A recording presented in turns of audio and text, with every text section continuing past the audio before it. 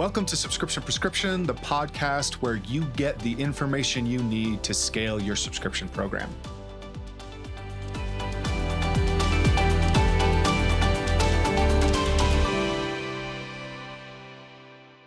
Hello and welcome to another dose of Subscription Prescription. I'm your host, Matthew Holman.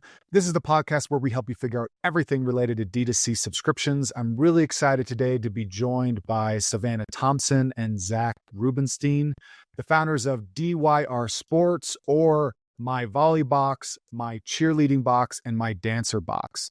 Guys, thanks for coming on the show. Thanks for having us. Thanks for having us. Absolutely. So for those of you that are listening, you won't be able to see this, but both of them are wearing Atlanta Braves hats. We can definitely bring up where they are located if you aren't able to guess based on that. But Zach, you and I got connected on Twitter a few years ago while you're working at Prive, just talking subscription stuff. And I remember at the time you telling me a little bit about some of the social media stuff you're doing, helping girls in volleyball get recruited by D1, D2 schools, right? So I would love for you to share a little bit of your background for everybody listening at home, how you two got connected, and also just a little bit more about the different subscription boxes you guys are running right now. Yeah, sure. So got my start in athletics out of college. I was coaching football for 4 years. When I got out of that, my last stop was Old Dominion, and I created a company that was going to help athletes transfer from school to school when the transfer portal was very popular. That, like any business, morphed into another business where we were posting athletes on Instagram, volleyball players, and Savannah joined what was called the transfer zone at the time as an intern. So she was just helping post the athletes on there for me when she was in school, getting experience. And then, was at Prive, and honestly didn't really understand completely the Shopify and the D2C space. So I asked Claudia, who I'm super thankful for, one of the founders or co-founders of Prive, who recently sold to Recurly. So kudos, Claudia. Absolutely. And Alex. And she said it was cool. Go ahead. And we started it. Didn't mean for any of this to happen, but fast forward about 2-3 years from now and moved from Tampa to Florida. And we have a warehouse and an office, and it's been a crazy ride. That's awesome. Savannah, so you got started as you were an intern as a volleyball player helping post online. What pulled you into the subscription space then? Yeah, I think so.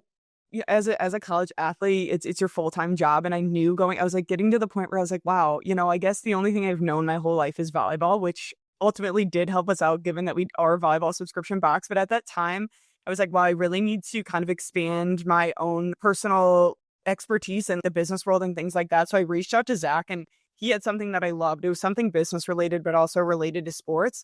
And so I sent this DM to the Transfer Zone account. And it's so funny because we actually looked back at that message a little bit ago. And it's just my first message that I sent to Zach, 19-year-old me. And it's just funny to look back and see how far we've come from that first message.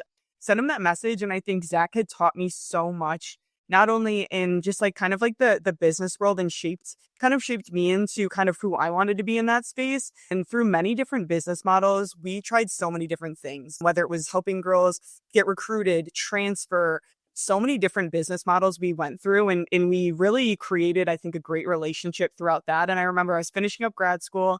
Me and Zach were helping student athletes get recruited, and he hit me with one last idea. And at this point, I was almost like, all right, Zach, I don't know, what other business model we can go through. And it happened to be this, and I fell in love with it. I was able to take something that I knew so much about, and we had the volleyball community to back it, which I think was the most important piece. And everything Zach and I have done up to this point has been either A, self-taught, or B, through mentors and people like you that we've just connected with. And I think that's kind of what got me into it, is seeing how welcoming the community is and how I was able to relate those two topics of a sport and empowering young athletes. And the subscription box space was so ideal and perfect.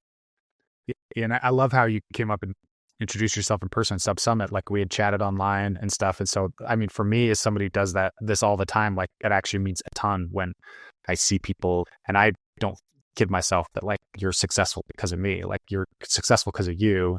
I've just been able to help just a teensy bit along the way and stuff. And I know a lot of other people in this subscription space are really, really great for doing that. I'm kind of curious though, and we've chatted about this, but for those listening, you have three different boxes. So I'm assuming the volleyball box started first. Yep. Why start some of the others? Why not just focus or go all in on that? What was the genesis of that? Yeah, I think so. This was something, and this is where Zach and I differ. And I think this is how our relationship we're able to work so well together. If I always say that if it wasn't for Zach, we'd probably only still be doing volleyball. But he has such like an imaginative way to look forward and see new things where I'm more like the person that's like, all right, let's get this organized first. And I think it's a good balance. And so Zach, he kind of was like, what else can we go into? He's always thinking that one next step. And I appreciate that. And I think there was a market for it and there is. And we originally, and I think this is like, we can be honest about this. We thought the boxes were going to be the same. We thought it was going to be like the same type of market, the same type of products. And at first we failed and we're like, wow, this is not the same, not the same products, not the same ICP whatsoever. And it was a good learning moment for us to really have to dive in to know who our customer was. And that's when we brought on someone who is Daniela. She's the head of cheer for our brand and she just knows so much about the space. And I really can't say how valuable that is to have someone that has an inside scoop on what your customer base is actually like. So once we did that, Zach, of course, is like, all right, what else we can do? I just had gotten engaged in Scotland and he gives me a call and he's like, hey, what's your thoughts on a dancer box? And I was like, all right, well, here we go again. But it was great. And, and it's the same thing. We brought in someone that was a professional dancer, Kirkland, and she knows, again, so much about the space. I think is so valuable. And, it's now not what's next. I think we're kind of in this mode of seeing how we really can now perfect those Okay. three as of right now. Zach, break down the differences in the boxes then. Like Savannah was mentioning, like a different, like you initially thought of me. I'm assuming it's like you're going to have very similar stuff in each box. Mhm. It sounds like that's not the case. So do you mind breaking down a little bit more about the Yeah. differences between those three? Totally. And I think, so, yeah, and Savannah brought up a good point. We did fail and we actually stopped. So we started cheer. And when my wife was pregnant and about to give birth, and we failed, not miserably, but we failed. And we actually stopped. We paused all subscriptions. We told everyone, hey, we're going to get back to it. And that's when we went and hired Daniela. So I think all this is about like iterating, right? And just whether it's business model or products in the box for any business, you're going to have to, be flexible enough to do that. Yeah. So conceptually, all the boxes are the same, right? So our concept is that every box is going to have one piece of apparel, which is typically a shirt for us. It could be shorts, it could be spandex, it could be leggings, tights, whatever it is.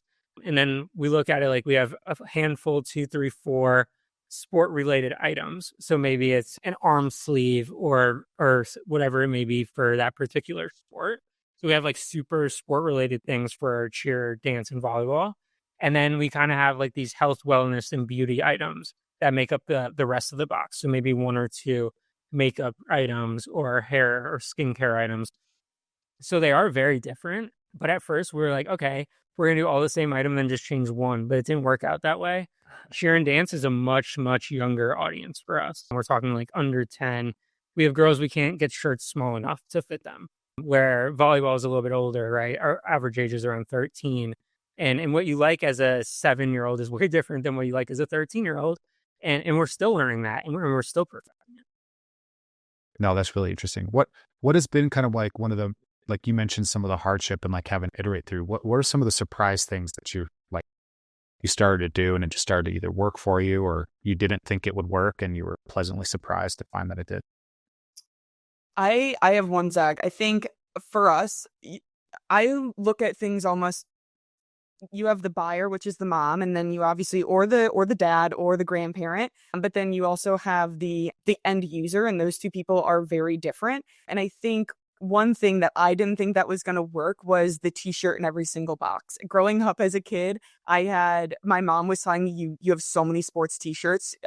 Our laundry is overflowing. Get rid of them all. I did not think that these parents would be wanting a t-shirt in every single box. And we thought the same for bows. They wouldn't for dance and cheer. We didn't think that they wanted a bow in every single box. And it turns out we finally surveyed our customers and it turns out that that's their favorite piece about the box is those two things. And we now are for cheer and dance coming up, a t-shirt, or at least for cheer, a t-shirt and a bow will be in every single box. It was their most loved item. So I think it's kind of putting sometimes your own personal experiences away and really actually diving into truly what your customers are saying and not having blinders onto some of those things, and has been super beneficial for us. I think starting in August is really when we're going to start to see that kickback from that, is when our box quality is really taking a leap. So I'm excited to see what that looks like. And that's something that we thought wasn't going to work, and it did. That's awesome. Zach, do you have anything that comes to mind for that? Honestly, I think what Savannah said was good. I think even just like build on it is something that we're super big on, is putting emotion aside.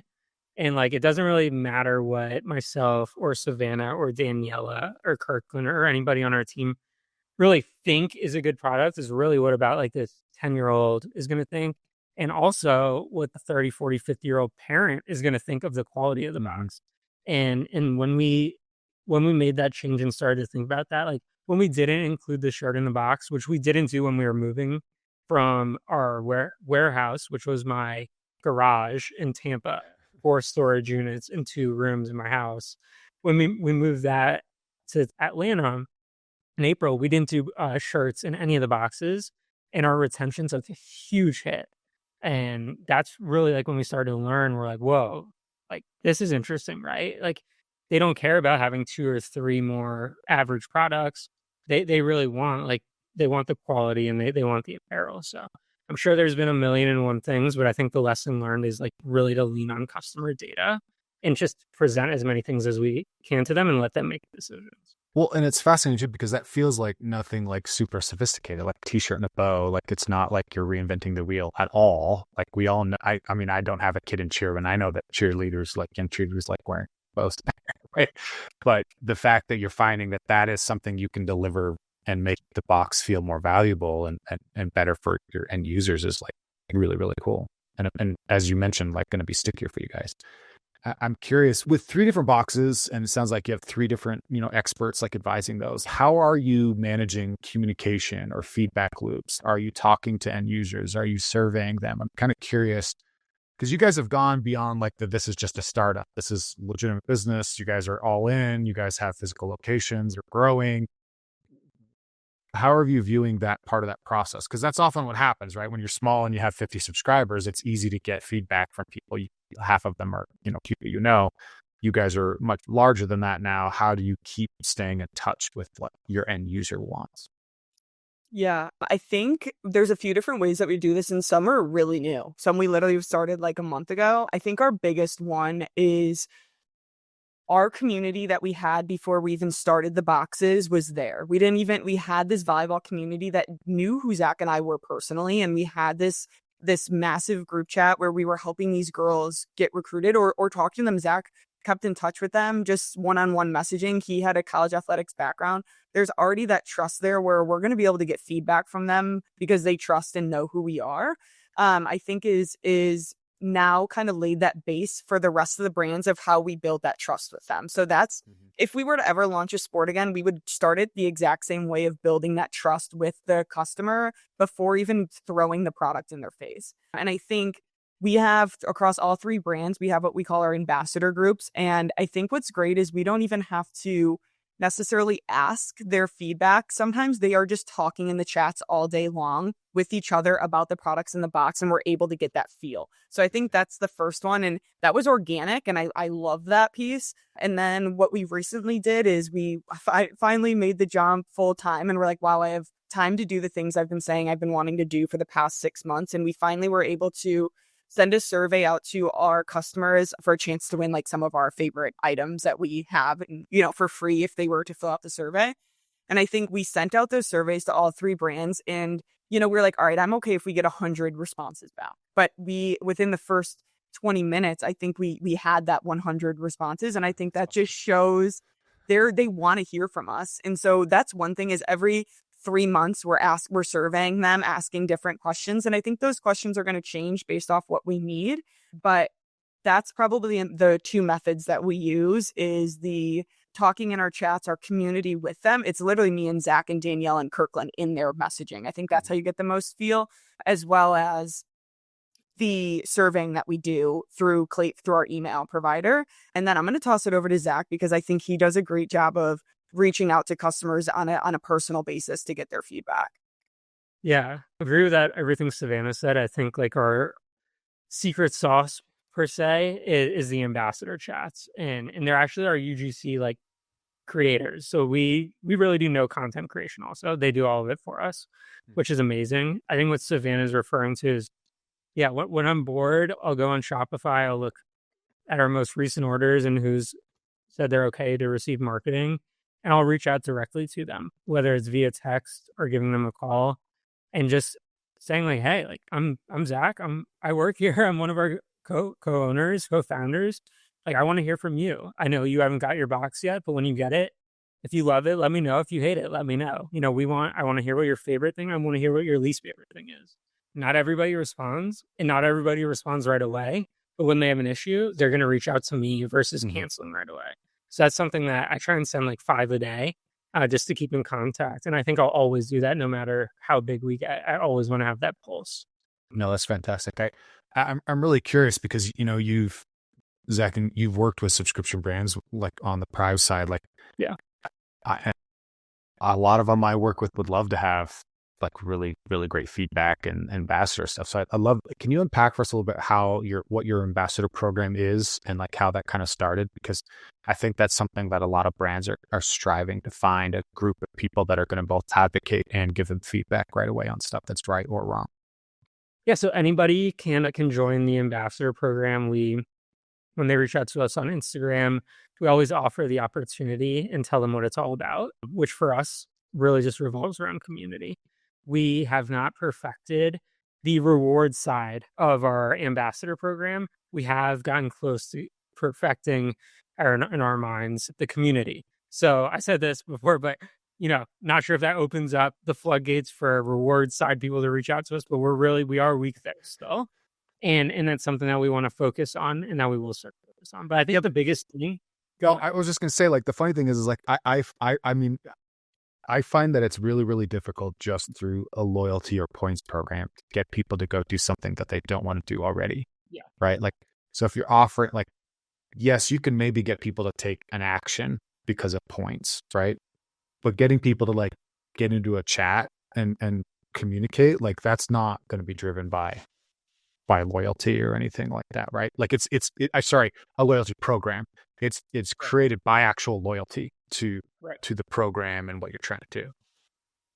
So what we found is interesting is on the loyalty side, when we've tried to launch things, an extra product doesn't really always excite the girls as much as being in these group chats and meeting maybe famous cheerleaders and having the opportunity to help pick what's in the box. Mm. That's more exciting to them than getting 20% off their next box. Look, that's really for the parent. The kid at this age, at 7 year old, I don't know if they have a credit card, maybe a debit card, probably not, but they don't care if they're saving money. They want more exclusive things. And that's what we're all about offering.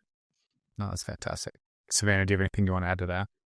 Yeah, I think when we tell them about like our like the not the back end of our loyalty program, but aside from the community, when we tell them like what it means to be an ambassador, we focus on the community, we focus on the group chat piece, we focus on making friends like throughout the country, and they do, and they meet up at these competitions, and it's so cool when they send us a photo all together and they're all subscribers and we don't even ask for it. It makes me realize like wow, that's actually so cool, whether it's for cheer, volleyball, or dance.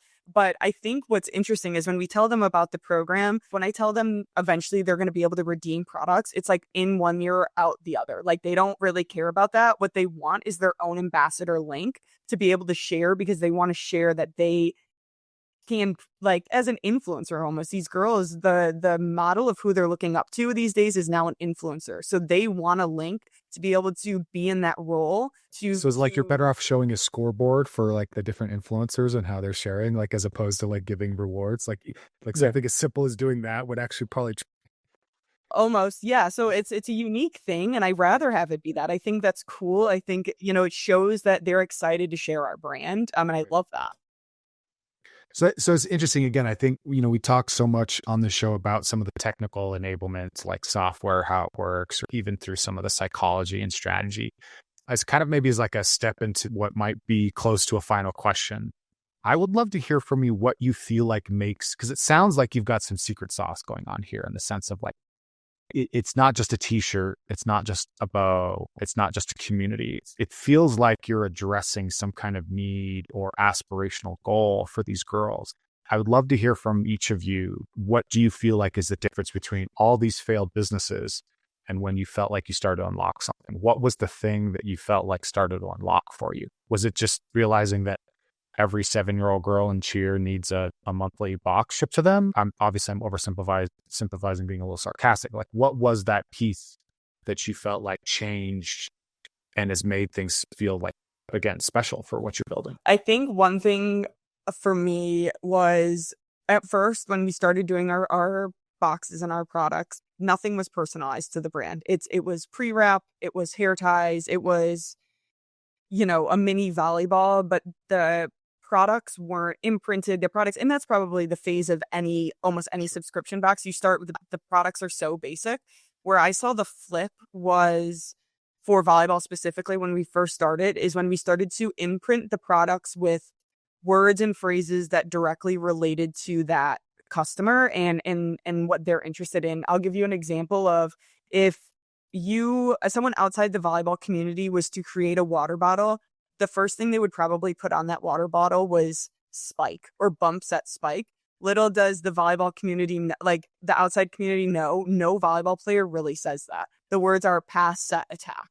So when you're creating now a brand where the person that's creating it truly understands what that consumer wants and needs and can relate to it, they feel that connection. And I saw that flip with how our customers were reacting to our products when we were able to really make those products so relatable to them that they didn't want to leave and go get a Nike sweatshirt that said Spike on it. Or not Nike, any brand, but Right. something that didn't feel truly relatable to them.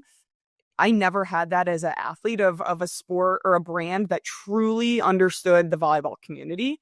And I think that's the same across the line for dance and cheer. There's things that Zach and I bring up to Daniela for cheer, and I think she is so scared by the things we're gonna say because it does not relate to the cheer community at all. So having someone that can truly relate, that's when I saw the flip, is when we really started to focus our products and what, not even the products, but what was designed on the products directly to the customer.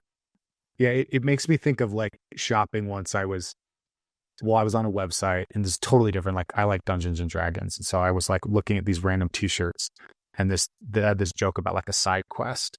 And like anybody who's played knows how bad side quests can be. And so it's like, but if you never played the game, you'd have no clue why that was relevant.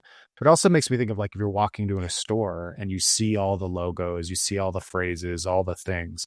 And if you can see one that actually like resonates with you, because was what I felt, Savannah, was when you were talking, was that it's like you gave them a voice.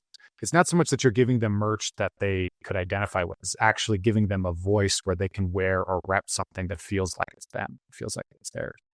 Totally. And I think one of the favorite things, and it's so fun, is we have our ambassador chats, and I'll go in there and I'm like, "Hey guys, it's Sav. I'm doing my box planning for a couple years." I'm just very transparent with them. I'm like, "I'm designing this t-shirt. Let's throw me some ideas of what you guys want on that t-shirt." And I get all these responses, and it's so cool. Or I do a contest. "Hey guys, throw in your favorite slogans, and I'll put them on the shirt." Things where, like you said, it's giving them a voice. And if I was a 12-year-old girl and this volleyball brand reached out to me and my phrase ended up on a t-shirt, it would have made my year. Like I would Yeah. have been Yeah. obsessed. And so I love being able to do that. And it's fun. It's like keeps me engaged with the volleyball community too. So that was mine, is probably making that realization where, wow, this does make an impact. I think, yeah, when any business looks back, 6, 12 months, Savannah and I do it, and we'll look at like photos when we have like our bi-yearly meeting of what we used to do. It's always like, whoa, like we were doing that and that worked. So I think it's always going to be us iterating over time. And I know a year from now when we look back, we're going to have that same like, whoa, we were doing that. And we're always able to just keep providing value. That's what we're always trying to figure out, is how do we provide value when they're opening the box to the community so that they're going to stay around. And I think, to be honest, we had some early success because of the community that we built. Like, we weren't spending on ads.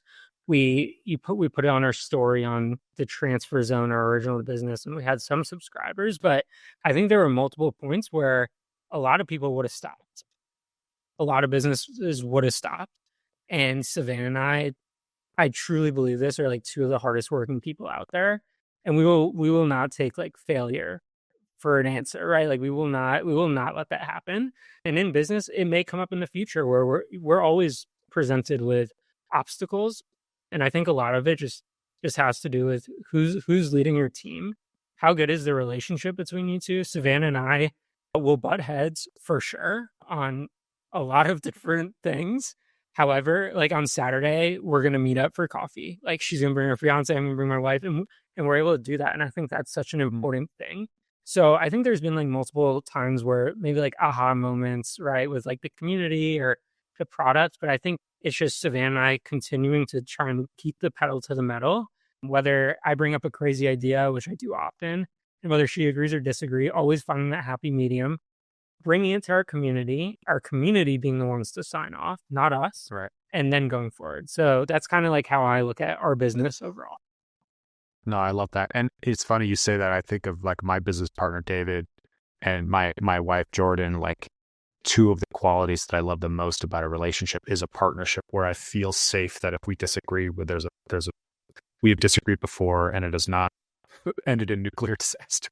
Right. So, right. And I think that's a really like hard thing, I think, for co-founders to try to find good alignment on, because then otherwise you get resentment or mistrust. And again, I think anybody listening would feel very grateful to have a community that you can fall back on for the Yeah. ultimate say so, that validation. Well, awesome, guys. I want to thank you for coming on the show. I think there's so much that I've gleaned from hearing from you and talking about the power in building community and getting feedback. But ultimately, really just feels like you've found a way to give your audience something special that they weren't getting from somewhere else, which is, I think, the hardest thing to do in business. But once you do that, you unlock things that other people can't do, right? And so, is there, just as a final thought, is there anything like either something you wish you could tell yourself from 2 years ago, or a tip, something cool you're working on, anything fun or interesting you want to share with the audience, just as a means of saying goodbye? Yeah. So like I've said, you've probably picked up from now, I'm always pedal to the metal, trying to figure out what our next thing is. So for us, we're launching what we call a mentorship program, which I think is super special for our space. We're launching it with Cheer mid-July, so a couple weeks from now. So that's what a lot of my focus is going towards.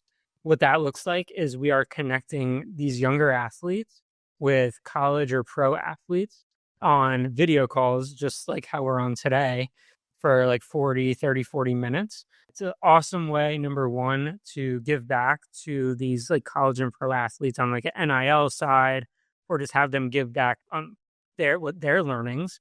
And it's really cool for the younger athletes, whether they're young and this is an idol of theirs. We'll be hiring some of these like Netflix stars from the cheer shows, some of these really big athletes. And for volleyball and other sports, hey, I want to play in college. Perfect. Let's connect you with some of the biggest players in the sport.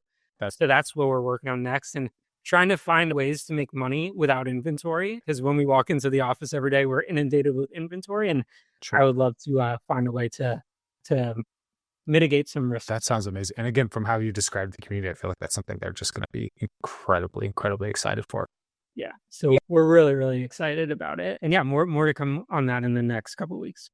Yeah, I think it adds, how can you be something more than just the box? And that literally answers the question. So like another way for retention to keep them around is being a part of that itself, I think is really cool. One other thing that I'm looking forward to for the future is, I think this is so funny to think back when we hired Daniela, who is our head of cheer. She got in and she was like, hit the ground running. She's like, I want sports bras, I want spandex, I want this. We're like, we are still buying products from Amazon. Like we are like so far from like that. It's like not even funny. And I think it was so cool when we just did our first pre-sale on the sports bra. So like these girls in the ambassador chats have been begging us for a bedazzled sports bra, and we're launching it, and it's live. It's live on our site, and I'm so excited for that. And the volleyball community doesn't know it yet. I haven't launched it to them yet, but we're doing spandex. So just like another piece of apparel. It was so cool when your first sale that comes through on Shopify, that is not a subscription box. It was something else. It was another SKU for us. Something Right. so small was just like, oh my God, finally,